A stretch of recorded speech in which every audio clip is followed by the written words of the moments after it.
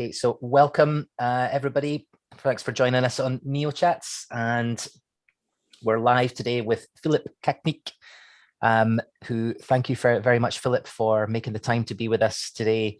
We've got a crazy scope of things that we were discussing earlier on, and because your background is so diverse, I mean, looking through it, it seems like you've been involved in so many roots and branches around the periphery of education and other things. So how would you sum it up when you meet somebody at a party and they say, what do you do? How do you answer that question? Very good question. And thank you very much for having me, Mark. I appreciate that, really. I would say that there were some defining moments in my life for what I'm doing. One of those moments is helping poor children in Vietnam and Cambodia back in 2013 and 14, together with my wife.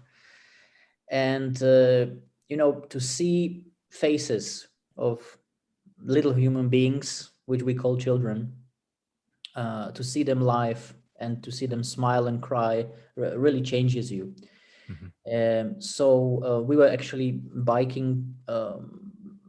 It was an awareness event for Hagar International, an organization helping women and children. And we were biking, I think it was 600 kilometers from Saigon to Siem Reap, from Vietnam to Cambodia. And we went through villages where the people have never met white people. So there were situations like we stopped to have a drink or a coffee, and 70, 80 people just gathered and watched us, what we do. This kind of situations made me really to reflect, which also I think is an important and key skill of teachers. And because I was, as you mentioned, involved in different stakeholder sectors, I was also in business. I was working for one of the biggest companies like Dell, Accenture. I was working for a bank in Sweden. And at the same time, and afterward, a little bit more focus, I started to teach and to conduct educational research. So that's why I can actually compare that the skills needed in a school are slightly different than schools needed in the business world. So now I jump to Sweden, where I spent 7 years before being a substitute teachers, because there's such a big lack of teachers in Sweden that there are just companies which employ you and send you every day, or every other week to some other school. So that was a huge opportunity for me to actually see more than 40 schools in Sweden, all levels except universities, and because I was substitute teacher, I was many times in the role of an observant, many times assistant to a teacher. So I could observe other teachers' duties and approaches, which made me to reflect really much about what a good teacher actually is. So and after that, I decided to apply for a PhD at Charles University in Prague, Czech Republic. And I conduct research on immigrant students and connect with minorities and so on. So, and back to your question, well, so there are, I mentioned 3 defining moments, last being in Prague. I don't know how much history you and the audience knows about Czechoslovakia, where I was born. I was born in 1980. I just say right away. Yeah. So during Czechoslovakia. So so nearby where I live is a street called Kolbenova, and it's named after a family which helped in 1945 a resistance against Nazi Germany, or the occupation of Nazi Germany in the Czech lands. And every time I go that street, there is a house where the family was living, and there is, a description who was living there before, what they did for Yeah. freedom. And I just stand in the door, in the gate, so to say. And I imagine that through this gate, people were going out into the city on the street, and they had freedom in mind.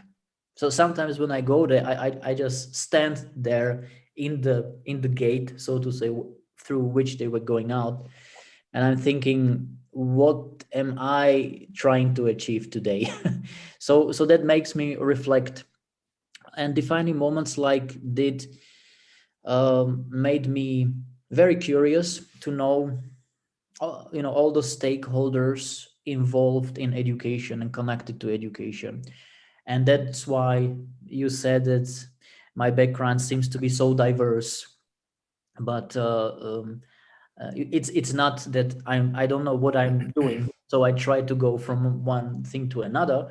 But the strategy is to know the conversations all the stakeholders have right now, and to see if I can be some, in a way, part of that conversation.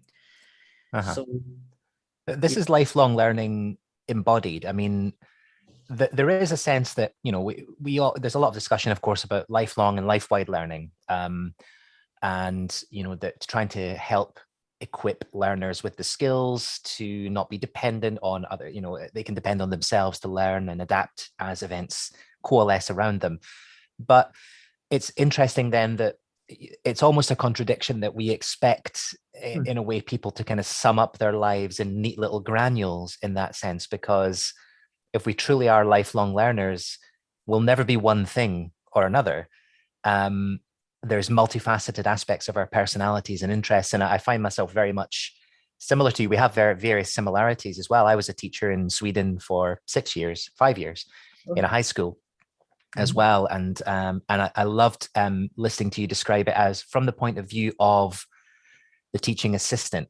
And the fact that it sounds like what you've been very much doing is being a student of life, as cheesy as that might sound, but you have been observing, coming from one section to another, getting outside your cultural context and bubble, and experiencing what it is that connects us all, and then focusing in on the gap between, what education is doing and what the world actually needs.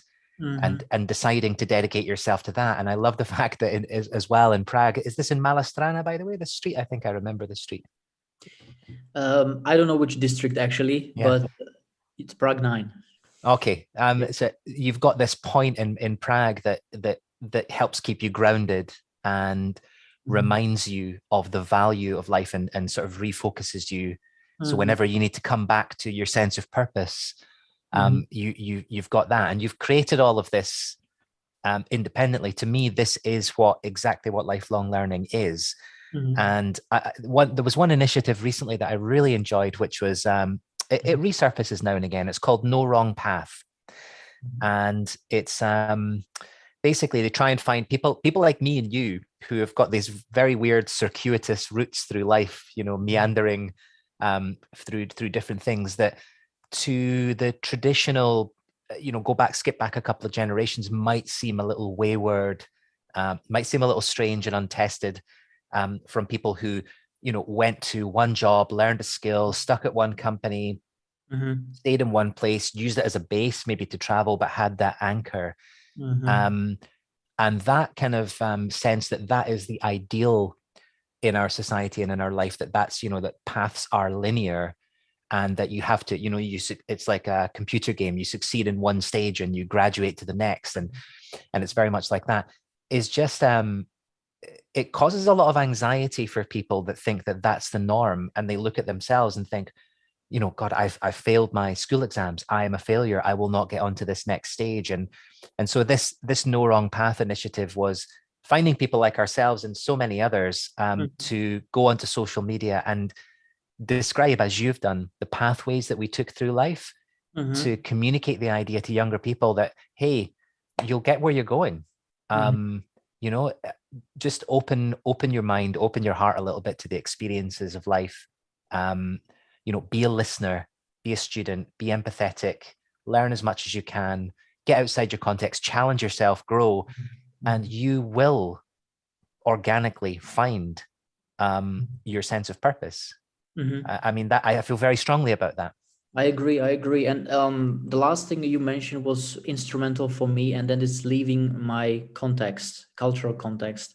And I was born in Slovakia. Nobody, it's a very little known country, but at the same time, that's why it's so unique, right?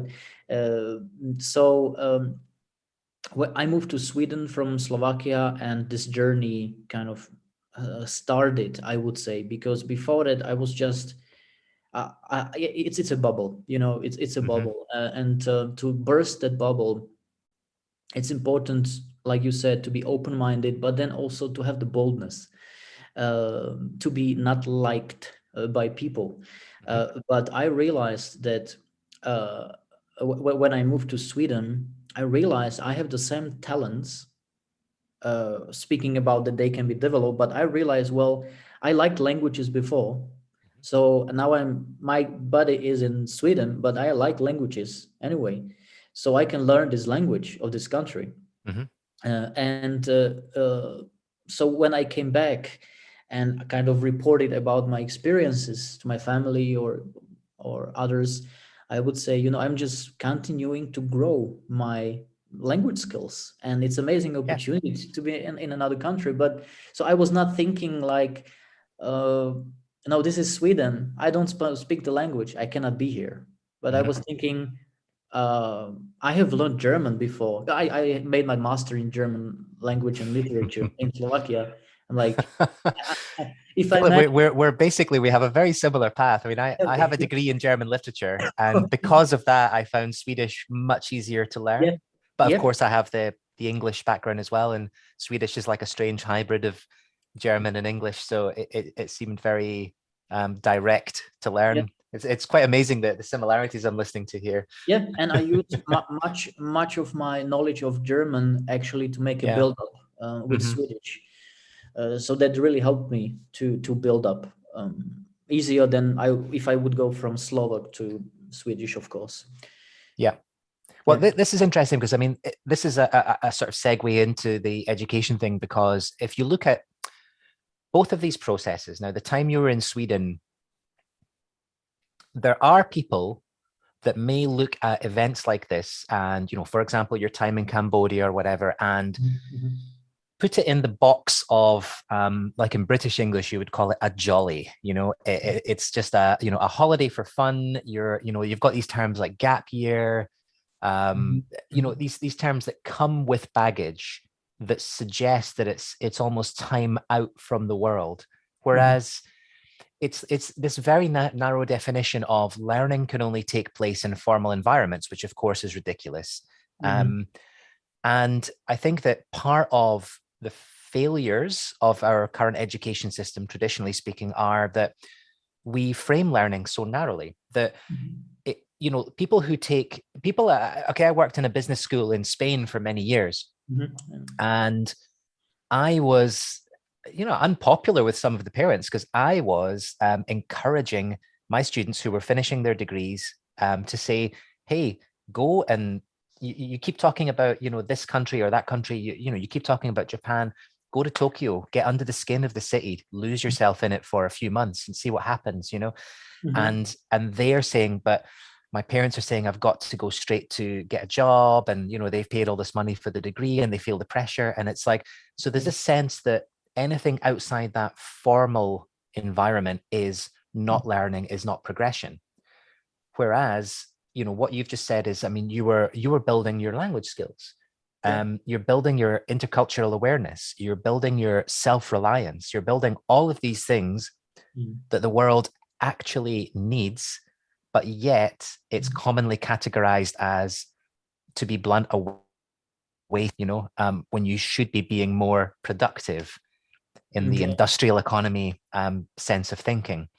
Now, is that, I mean, do you think that's the education system has played its part in that, or am I being too harsh on it? No, I think you are right. Actually, I mean, we hear it from international organizations, like OECD. We are doing international measurements, PISA, and it's a focus on achievement, right? Hmm. But actually, I realized when I focus on my talents and to grow them by, for example, helping poor children in Cambodia, or moving to another country, I grew my language skills. And what does that mean for the economy? Well, I have something more to offer, Yeah. and I was affirmed and assured about my communication skills, and I can actually make them work and to earn money where I am. So Hmm. it's a blessing when I develop the talents. So this is how I see it. But it's interesting that you mentioned that, because one of the reasons why I'm conducting research on immigrant students is this achievement motivation or aspiration paradox. It's widely known in the research that immigrant students in European countries report to be highly motivated Hmm. for learning, but the achievement is not a direct reflection or mirroring of that. So my questions is why, and so I'm focused on quality of education for immigrant students, and I just realized during the 4 years of my doctoral studies that many countries, they are so focused on language acquisition as a goal of education for Hmm. immigrant students, the host country's language learning. But that is important. In addition, beyond language acquisition, there are some favorable, some proper, and some improper conditions when learning of a foreign language can happen. Hmm. So that's why I try to connect with organizations which try to understand the conditions, because Uh-huh.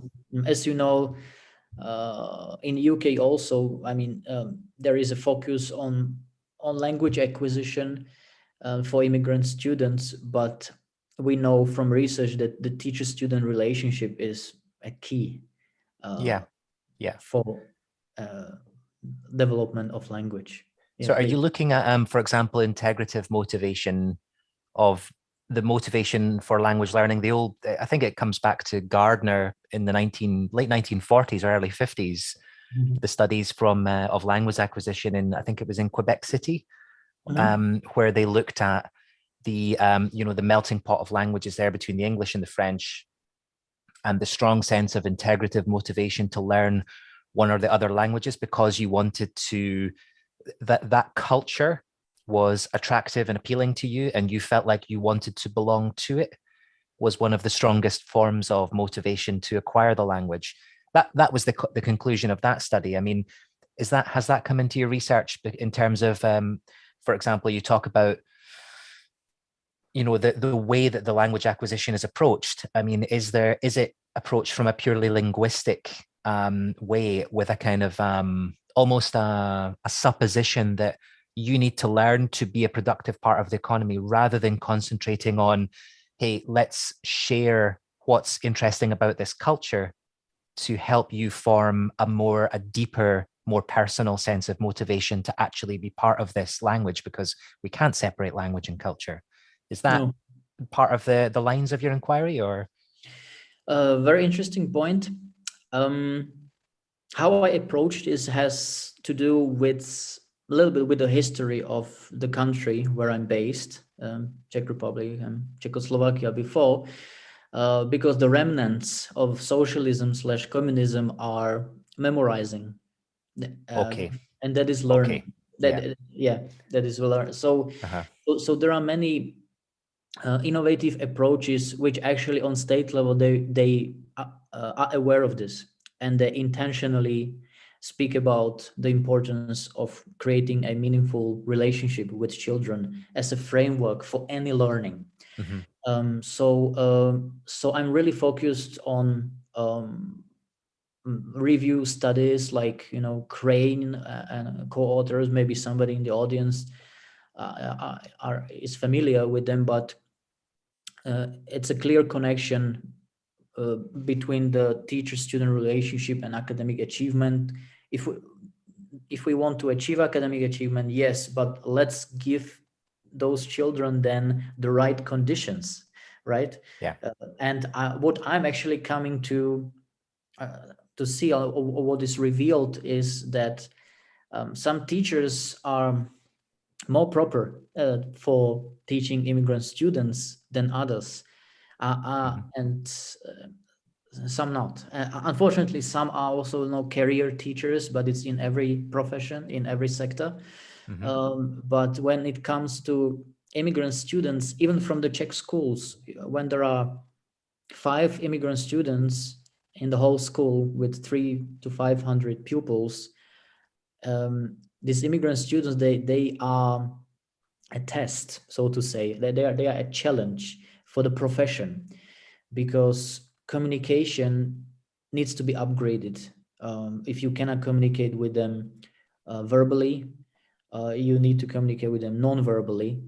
And just some teachers are more like guides to those children. And of course, memorizing that doesn't work Yeah. for these children. To smile on that child is very important. For example, I was in Sweden in an elementary school, and it was one of my defining moments. There was a Syrian girl, I think 10-year-old, in the dining room, and she was crying. And I spotted her. So I just went to her and I asked, easy Swedish, why are you crying? And I will never forget what she said. She said, because nobody wants to understand me. Yeah. She didn't say nobody understands me. Nobody wants to understand me. And I kind of reflected, why did she say want? Because she, interprets the approaches and the faces of adults in the school as they don't want. Absolutely. Yeah. And it's heartbreaking. I mean, it's I worked on the Svenska för invandrare and Engelsk för invandrare programs in Gothenburg for a little while, and I had mixed language level classes with people from generally Sudan, South Sudan, Eritrea, Syria, Morocco, and it felt like why are we sitting here talking about the present perfect tense in English when it felt like there was so much more to discover first to create, as you're talking about, the conditions for learning, the connection, the sense of empathy that that this is a shared journey. Me, as I'm not a teacher, I'm here. You use the word guide, which is the crux of it, is I'm learning as much as you are. And I'm not coming into this with the mentality that I am the authority, and of course I can speak English and Swedish and I can help you with those languages, but I'm not here as an authority in all senses of the word. I have something to share, as do you. And through co-construction of language, we can understand a lot more about each other and both learn something along the way. And this is when teaching becomes so much more enriching, as well as when I've written about this a lot, is the phrase I use, just always to let go.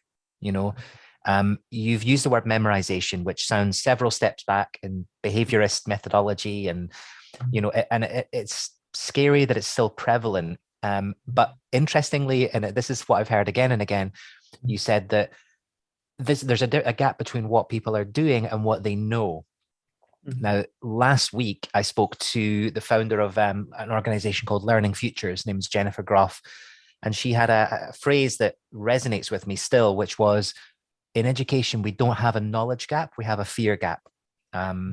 We know this is not the days of, testing methodologies and frameworks.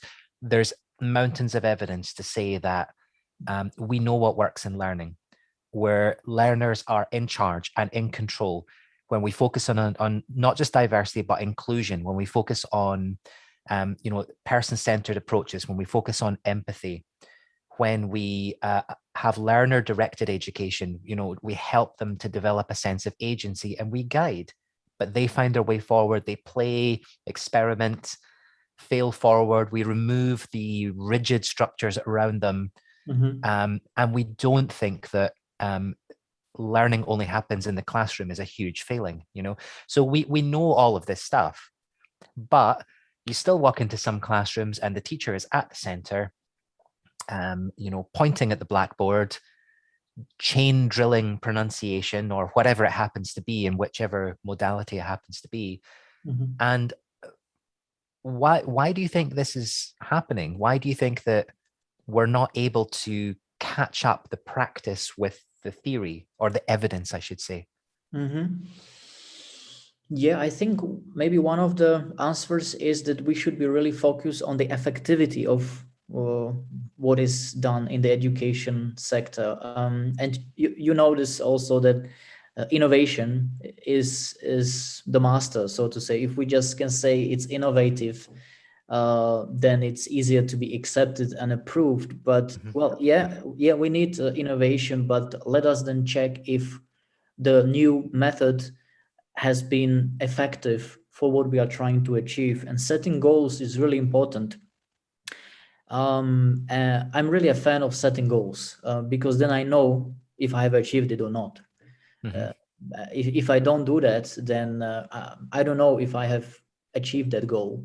And with regards to immigrant students, well, if we have the known problem of immigrant students not achieving or underachieving, then let's focus on understanding the conditions they need to achieve better in the schools. And let's address it systematically. So my doctoral dissertation has been about developing, or better said, adapting a survey for immigrant students.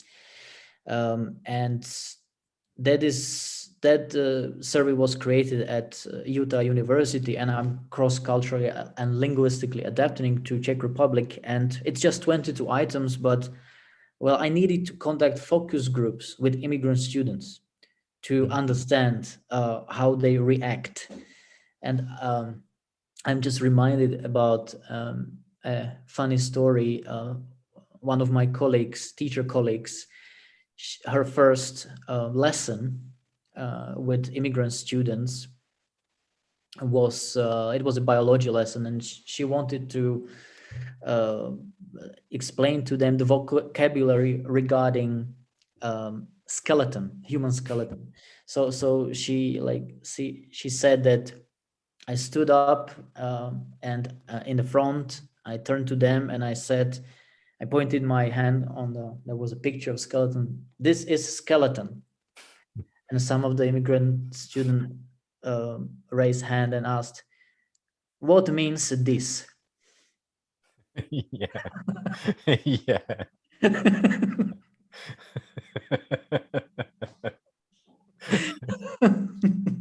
I can picture this. Yeah. Yeah.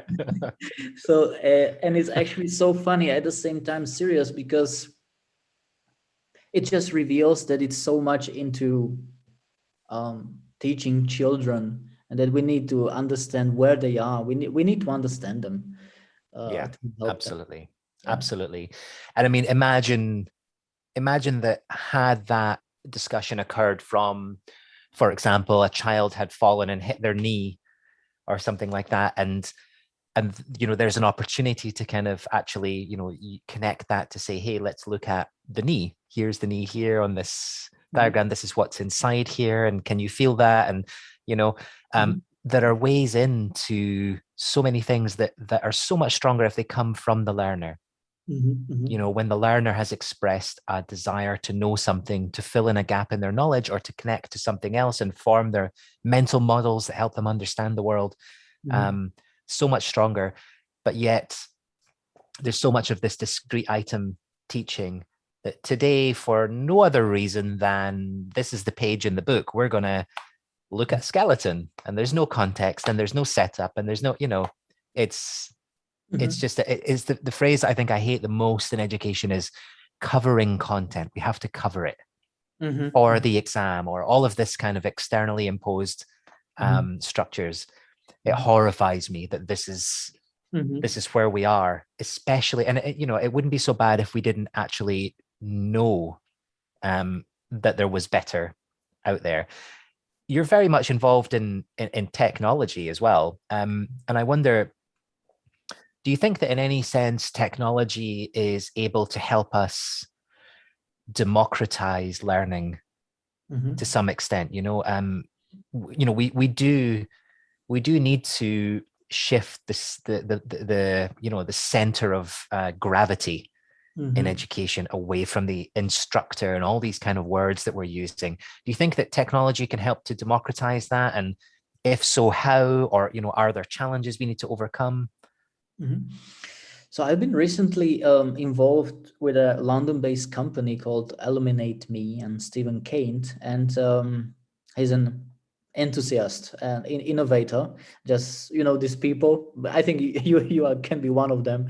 You just meet these people and you learn. Yeah, Yeah. you just draw the knowledge, Yeah. so to say. And he's building a virtual city using web interface and gaming technology. And he said, well, in every city which I know there is a school, so why not creating a virtual city for poor children in South India, because his parents emigrated from India in the 70s, I think, so he wants to give back in this way. And I started to be involved with that, with an organization. We want to we want to cooperate with Isha Foundation in South India, and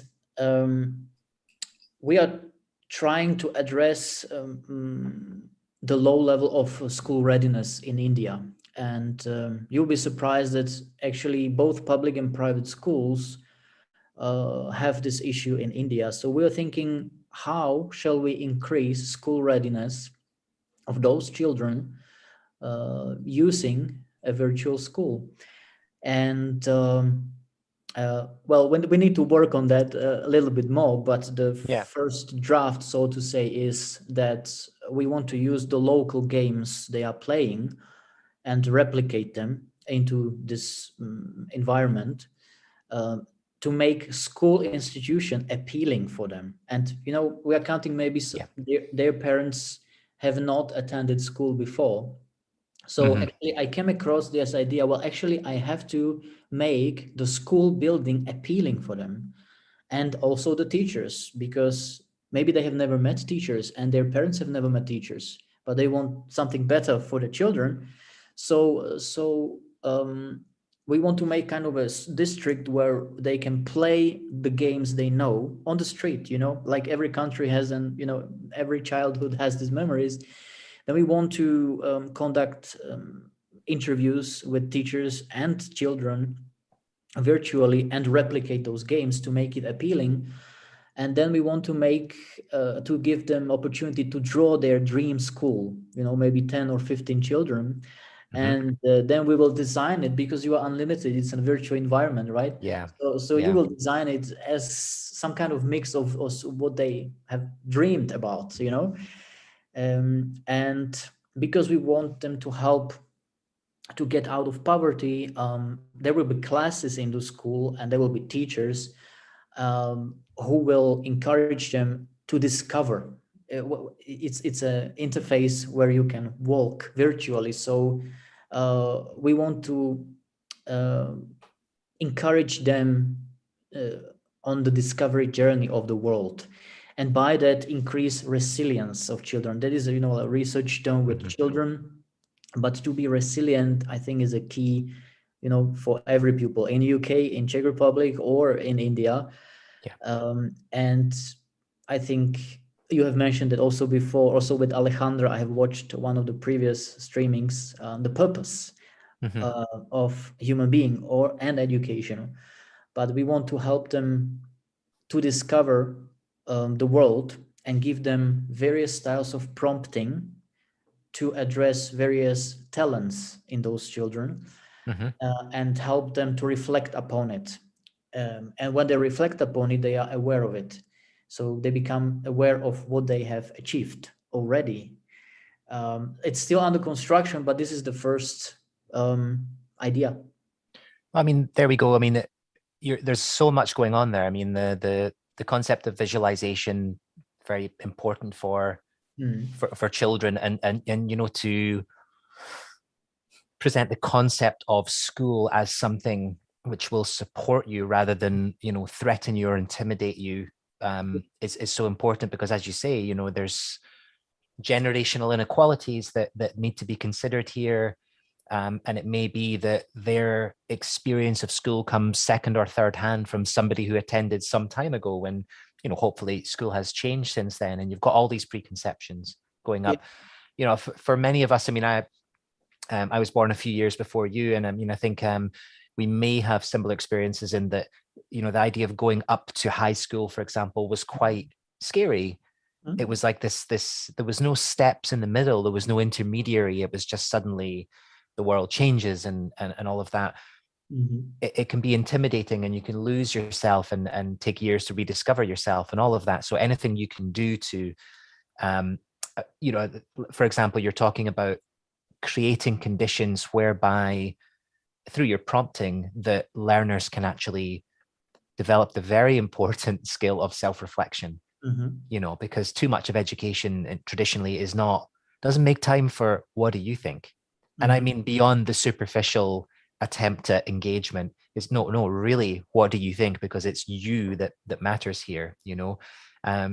We're trying to help create structures around you so that you can expand your mental model of the world, your understanding of the world, but also through that growth, find more opportunities to build your self-concept and your ikigai, you know, your deep sense of purpose and passion, and find out what it is, and understand as well that it may not be the same thing throughout your life as well, but the important thing is that you know how to tap into it, you know. So all of these things you're talking about are, you know, very much designed with the learner at the center, and that is the key, isn't it? I mean, do you think that young people are, I worry about this a lot, are ready for technology? I mean, I think about this probably too much, but I think back about the, you know, the Gutenberg printing press, and the, you know, the revolution, the enlightenment that came from the knowledge being wrested from the hands of the priest and into the populace, and literacy levels growing, and suddenly people are able to acquire knowledge for themselves, and it took power away from the church and caused you know, a revolution in Europe, you know. And now it feels like we're in that second enlightenment in a way through the internet, but it's not the same, because information is so ubiquitous. There are nefarious purposes, there's manipulation, and I don't feel like my generation really understand it enough to guide their own children or the children in their charge and care in school through the challenges of information literacy and critical thinking, to be able to properly filter this knowledge, because it's, you know, it's almost, it's too much. It really is too much, and you can disappear into echo chambers, and you can disappear into, you know, conspiracies and lines of inquiry that take you nowhere. You can be manipulated and all of that. I mean, where's education with this in your view? Are we falling short with helping learners with this? My stand on this is, you know, that technology should be a means, not a goal. And I think we can be better to communicate it to millennials. And if we think that it's just a means, then the focus is again on the child or on the student or on the youth, because without internet, I mean, without you, there is no usability of internet, right? If you are not a user, if internet doesn't have any users, it's pointless, it's meaningless. So if we try to make it a means, we actually start to reflect it. And as you said, then when we reflect about it, then we actually can see the weaknesses and the strengths and the traps and the quality of information.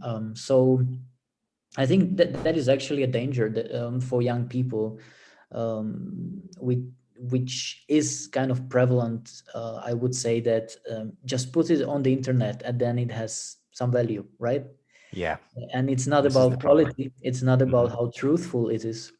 Yeah. And I would say that we need more quality fellowship with each other and less blind fellowship, right? Mhm. I'm um, going to steal that phrase. Hang on. Yeah. Okay. yeah.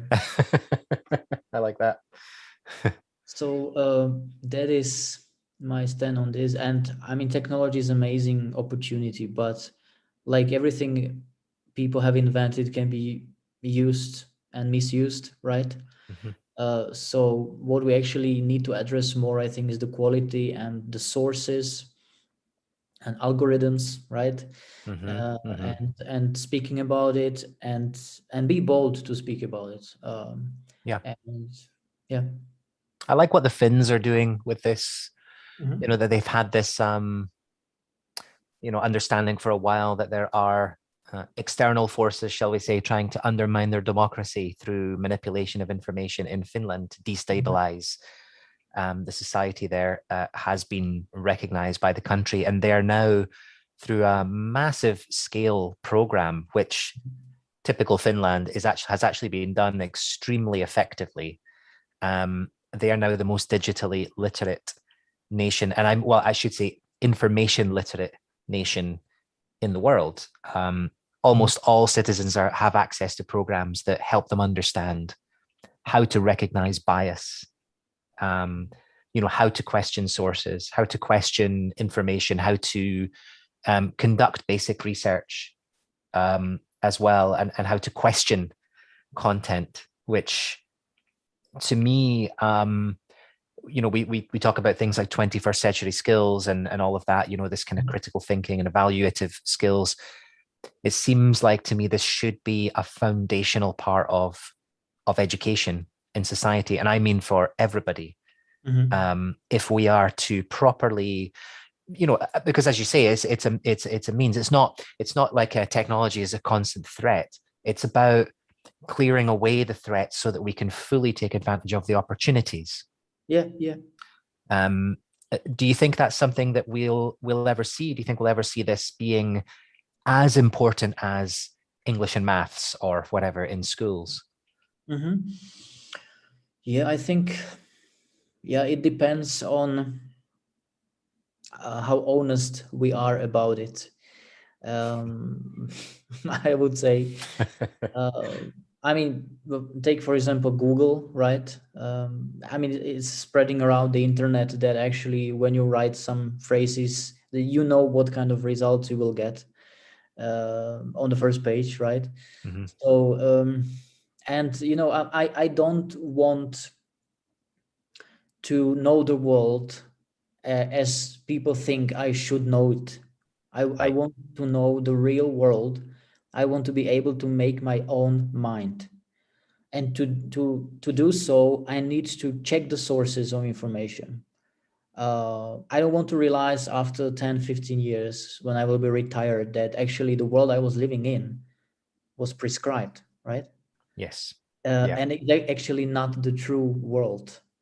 And those people who prescribed it, they are gone. And I don't want to end up in this frustration. So I'm really I try to be honest and at the same time a loving person, but honest with myself. First of all, that if I know something, how can you upgrade something or proceed with something if you don't know the state of the thing, the real state of the thing? You cannot Yeah. actually decide what can be done better. Hmm. So I think honesty, boldness is very important. Maybe it sounds cliche, but really, I'm coming forward. I can just mention another defining moment, which I experienced 2018, and Afghanistan has always been my hard thing, so to say, hard thing, not hard. Mhm. And I visited Afghanistan 2014 for 2 weeks, just to have a cultural and linguistic experience, and to see the people. And when I came back to Sweden, then I was working for asylum houses, and there were many Afghan unaccompanied children, refugee children. And when I just mentioned, I have eaten your food in your city, there was such a bridge of communication and relationship, and I will never forget it. And I used to reach out to organizations, to be engaged, like in Slovakia. And I realized that there is a Geneva Ministerial Conference in preparation in 2018. I realized that a few months before that. And this ministerial conference, and it was supposed to be 45 ministers of foreign affairs. And I would like to go there. I was thinking, I really would like to go there. And, I tried to apply the boldness, right? So I wrote to some state officials in Czech Republic. I got a no, but I got an answer. That's interesting. That it was some Slovak officials. I didn't get any answer. Yeah.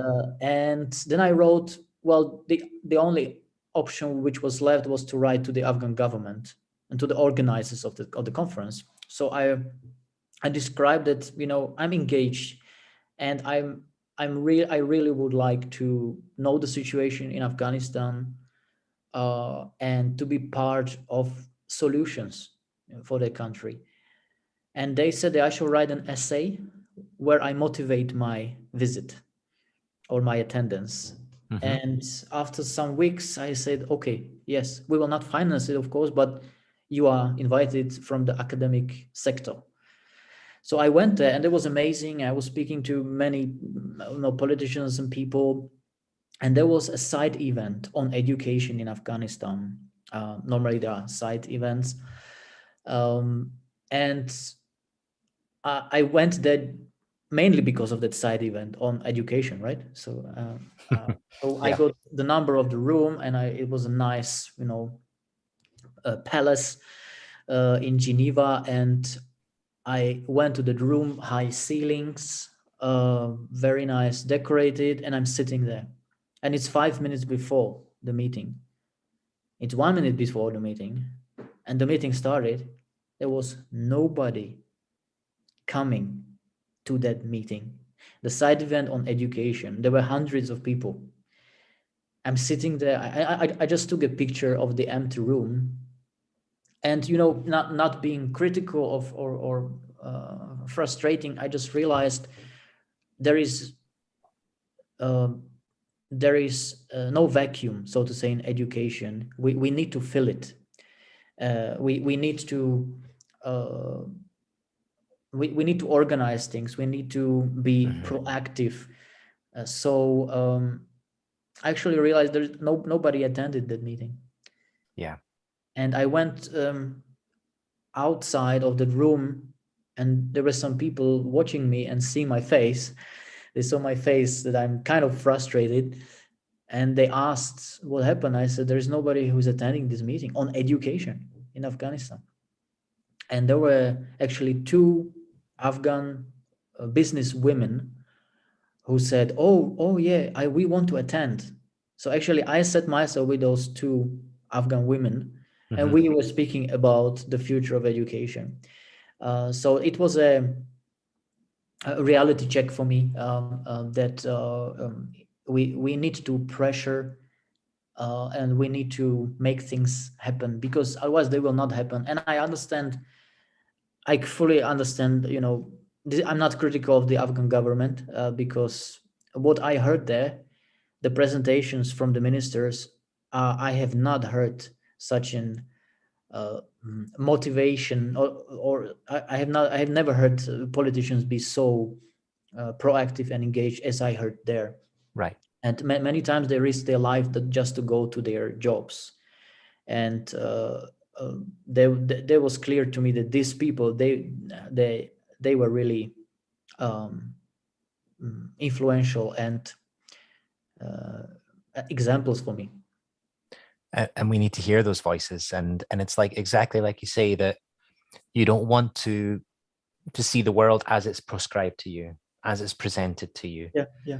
Because if you did, you would never have heard those voices. And that is not the narrative that we typically hear. We hear this very narrow line of inquiry, and then it disappears from the headlines, and and we think that, and that's our concept of what is going on. I mean, I've had a very strong, I've never been to Afghanistan. I have a very strong sense of affinity with it since reading a book called Danziger's Travels, where a British student decided on a whim to raise £5,000, it was, to travel the old Silk Road, in a time in the 80s where Afghanistan was under Russian occupation, where the borders around Tibet were closed. There was so many obstacles in his way, but this guy actually managed, and it's an incredible book that I would recommend. And his portrait of the Afghan people in that novel, and even figures that are still around today, like Ismail Khan, who was the warlord of Herat province, Mujahideen hero, who then became, demonized when it was politically expedient. And then, you suddenly see him on the television again. And, he's been the same guy for his people the whole way through, but the narrative around him has changed to cast him in one light or another. But my concept of him has come through the eyes of this person who traveled with him and drank tea with him. And I've always been curious about, like you say, what is the truth? And in the end, you have to do these things. You have to make these calls. You have to write these letters. And I increasingly find that when you do reach out to people that, for whatever reason of perceived hierarchy and power distance, seem inaccessible or unattainable, it's very often not the case. They're just people like you and I. And you do find people that will get back to you and say, yeah, I'd love to talk about that. Or why don't you come along? That you will never know unless you knock on those doors. And I think, again, it's part of coming back to education. It's part of something that, if I could design my dream school, that would be the thing. It's the boldness. It's the sense of self-efficacy. I can do this. And if the person says, no, it's not a reflection on me, it's a reflection on them or the situation, but it will not deter me from trying again. All of that stuff is, if nothing else, it makes for an incredibly rich life. I mean, the experiences that you've had, and I imagine this is the tip of the iceberg you've had. If you've done this, you've done numerous other things like that. And you are right with the knocking on the doors. If we knock on the doors, we will be actually challenged to reason for what we want. Yeah. We have to give our rationale. So actually, to engage and to be open for a discussion is the first step to boldness, because we might realize, well, that person is really equipped with arguments. He or she really knows why he's doing this. I don't. I have to think more. I have to study more. I have to look at more statistics. I have to have more global approach and perspective. But in any time we are, and I think coming back to your question, that the democracy in education is having the school as a mediator of discussions, not a prescriber. And this has to do with, it's a controversial maybe statement, but I'm honest with you regarding LGBT and similar issues. I think the school should be, in a democratic world, a moderator of discussions. Well, let us discuss this. Let us speak about this. We are exposed to when we are exposed for discussions about it, then we are actually inclusive for both parties. But if we don't, if we just follow, then we are closed for one and open for the other. So I think it's important to it's always important to understand the reality of what is happening. But to speak about, to be able to speak about something is such a freedom. and it brings people together. And if we are not allowed to discuss anything and are labeled even before discussing, it dries up the discussion, of course. Yeah. So it creates camps. Yes. And when you're in those camps, you can spend your life in them. And that's the tragedy. That we don't see the world as it is, we see it as we are. And that's, that's an important lesson. And everything is malleable and everything is changeable, and you can wake up anew. And I think that's one of the most beautiful things about these growth experiences, and that could be in new situations of conversations that are outside your comfort zone, or travel experiences or whatever. They're a continuous opportunity to reinvent yourself, to take something that's nagging to get out and say, well, okay, I'm in a blank canvas situation, I'm going to project that and put that forward. And if the school is the prescriber and not the mediator of conversations, then I don't want to keep laying everything at the door of education. There's a whole complex network of social structures around it. But somewhere in this, there is something that creates these hugely detractive sensibilities, such as the imposter syndrome, that so many people are plagued with. I don't have the right to be here. As you say, before I speak to this person, I need to somehow equip myself with these externalities. I need to know facts and statistics and things like that. Whereas there are a number of examples of people all around us without formal education and titles and things that are just doing things out of, they've built it themselves. They're passionate, and people connect on a human level. If you're motivated by passion and you see someone else that is that aligns with that passion, that's all that matters. Okay, let's join those energies and see what we can do together. It's not like, hey, well, before we do this, show me your CV.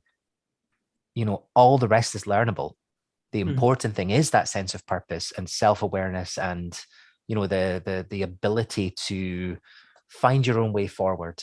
These are the things, and yet those are the things that are often ignored in favor of the list of titles and grades and numbers and things like that, which in the end do not reflect a person. You send me your CV, I have no idea who you are. This is such an outdated way to do things, I think. And some of the most successful people I know a known and successful designer in Singapore, and she's saying that actually the school she attended was not so helping her so much to discover her business talents. More the family and the parents. She was lucky to have really insightful parents who actually give her promptings and affirmations, positive affirmation about what she can do. So it's really encouraging. And it's a sad that, and actually it's just saying that we have to do much work in terms of school development and school improvement. Yeah. Well, it takes a village to raise a child, as they say. And, that's the thing. And if we enter this realm of co-parenting, where we say that, the school is almost responsible for that aspect, and forget about the community aspect of learning, that, every interaction with a child is an opportunity to help guide them, although I fall into that trap all the time. I don't have children, but I have nieces and nephews, and I do remember asking my niece when she was about 8 or 9. I said, what do you want for your birthday? And she said, does it have to be educational? And I realized, okay, maybe I'm trying too hard here. I realized all the presents I'd gotten her before were all to help her with her numeracy or her motor neuron skills or whatever. So, okay, let's just go for ice cream. It's really such a blessing to explore the world of children, and I don't like this understanding of children being on the way to becoming an adult, right? And then everything is okay.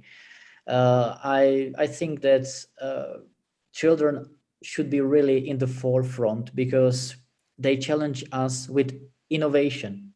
Yeah. It's another world they are living in, and they will challenge our daily works and duties and purpose of life. And we should really listen to them. And I understand that they don't have the perspective which we have as adults, but in order to have a relationship with child, you need to know what he or she is thinking about, and by listening to it, you show that you respect the opinion, even it's a child's opinion. But you respect, you don't have to agree with that opinion, but Yeah. but showing that we listen. But if we even do not listen, then we get answers like this Syrian girl in the school in Sweden. They don't want to understand me. Yeah, this is when people are focusing on things like phrases like classroom management and all of that, which is like, this sense of control, feels like a missed opportunity. I often feel like children, the beautiful thing about children is they remind us of what we've lost. They remind us of the playful spirit, where I listened to a comedian recently who said that, he goes on holiday with his children, and they spend this whole idea of this plan of, okay, we're going to go to this museum and go to the old town and do this and do that. But then his son says, suddenly just wants to, get a stick and poke at something on the street, and he said, well, okay, I guess that's what we're doing, and they remind us to be mindful, and they remind us not to script too much. And they remind us to be silly, and they remind us to play, which is something that, adults, there's business leaders out there spending hundreds of thousands in coaching to rediscover play, which is funny because surely the purpose of education is to build us purposefully towards the objectives. So why is so much that we have learned, why is it necessary to unlearn it? And I do find that having children around us, I mean, some of the discussions I've had with my niece and nephew have really enriched the way I think about things. Because we need to be reminded of these perspectives, and we need to, the angle they take as well is just like, it's so outside our frame of thinking sometimes that it stops you. There It's are really so healthy benefits of that, to communicate with children and youth, because number one, we learn their language. They actually teach us how they communicate, or how we should communicate with them, and which words to use. That's why I've conducted a focus group with immigrant students. I'm just sitting and just teach me how you speak, and then I know how shall I word and phrase the items in the survey. So so that is really one of the ways forward. Even just that statement there, I guarantee you there's people out there that are thinking, that's quite a revelation. How many people actually do that? Actually seek engagement of stakeholders in the construction of the survey? Usually they think the survey is the engagement. But again, we're saying, here's my framework of understanding of the world. I'm going to impose that on you, and I want to filter your understanding of the world into my framework, is what we're saying. So again, it's this letting go before I do anything. In the service of these learners, I need to connect with them. I need to understand them, and I need to listen. Because how can I serve if I don't know? Really. It's important to train our ears and to be lifelong listeners. Well, Philip, this has been humbling. Actually, I've I feel like we should do this again. Actually, I'm open to that. I feel like it's probably a good point to stop. But I think we've gone over an hour. I feel like there's actually an opportunity to come back to this, to get into more details about technology and actually about diversity and inclusion in education as well, because I feel like your insights through the work you're doing right now would be valuable. We're talking a more global movement, more integration socially. It's being very badly handled in a lot of ways, on a lot of different levels. Mhm. And I think there could be interesting things in there for educators and for institutions. So would you be okay for that to come back to those another time? Yeah, very gladly. And we could, use more pedagogical terms also. And Yeah, yeah. which I I think we love. used a few today, actually. Yeah, yeah. Yeah. But thank you very much. I love your feedback, Mark.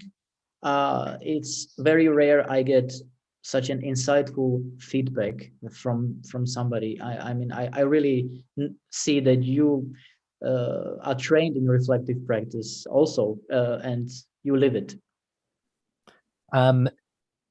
Haven't always, Okay. but I try to. Yeah, I try to. Yeah.